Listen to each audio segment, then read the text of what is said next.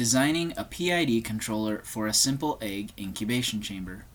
We'll start with a brief introduction before moving into an overview and detailed look at our system. We'll then discuss the mathematical model used to develop controller parameters, then to simulations and performance of our controller, finally ending with our conclusions. Now, poultry production can help to curb world hunger. In this process, the incubation period is one of the most essential parts to maintaining the health of the eggs. Research does suggest that low-cost incubators are a possibility. We decided to put this to the test and develop our own low-cost solution for the incubation period, with a couple of things in mind.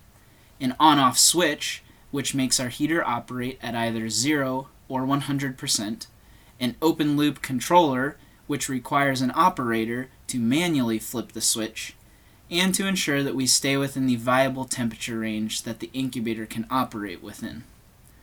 We accomplish this by designing and building a model incubator out of a 150-watt light bulb, a TC Lab with Arduino controller, and a thermocouple, all housed inside of a plastic container, giving us an insulative effect. Before we use this equipment, though, we first developed a physics-based model, which essentially is an energy balance including convection and radiation terms, with the following parameters. This allowed us to generate a step response to graphically determine FOPDT parameters. These parameters, however, are merely guess values that needed to be further optimized for our specific system.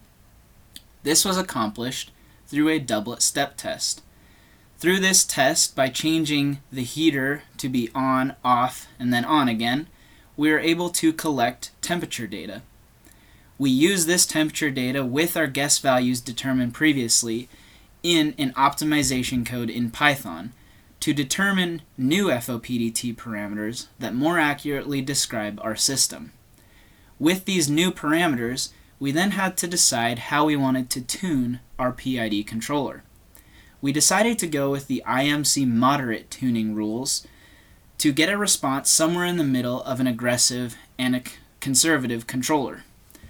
This would ensure that when we start outside of the temperature range, we quickly get there, but we don't go above the temperature range and have overshoot. With our PID controller, we included the following script that allowed the operator to see a few things displayed in real time. This script specifically displays the temperature, the time that the system has been operating, and whether or not the operator needs to turn the light bulb on or off. Using our PID controller, we obtain the following results. And as you can see, after about 3 minutes, we were able to stay within the desired temperature range. It did, however, require the operator to flip the switch 12 times during the 10-minute test interval. Based on our integral absolute error, we were able to conclude that low-cost incubators are somewhat reasonable. Going back to the optimization data that we collected, it did appear that the system could be second order. Further tests should be done to see if that in fact was the case. In terms of future developments, there are a few things that we think would make this controller even better. First, make the controller a closed loop that does not require the operator to flip the switch manually. Next, we think that including feed-forward elements to account for various disturbances would allow the controller to manage the temperature range even better, such as when the lid is opened or if a hole were to develop in the box.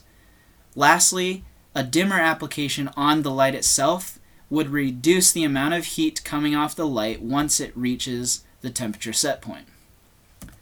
Before we close, there's a couple of considerations to be aware of.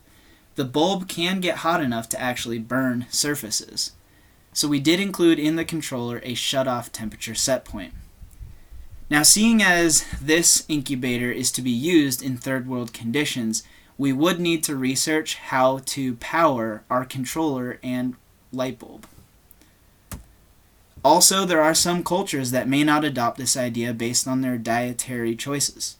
Such cultures could still use the principles of this project to develop sustainable greenhouse controllers to effectively grow their plants that they consume.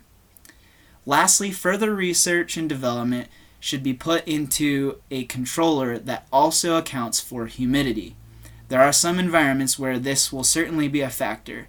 Our project focused primarily on temperature, but this is also something to take into consideration. Thank you.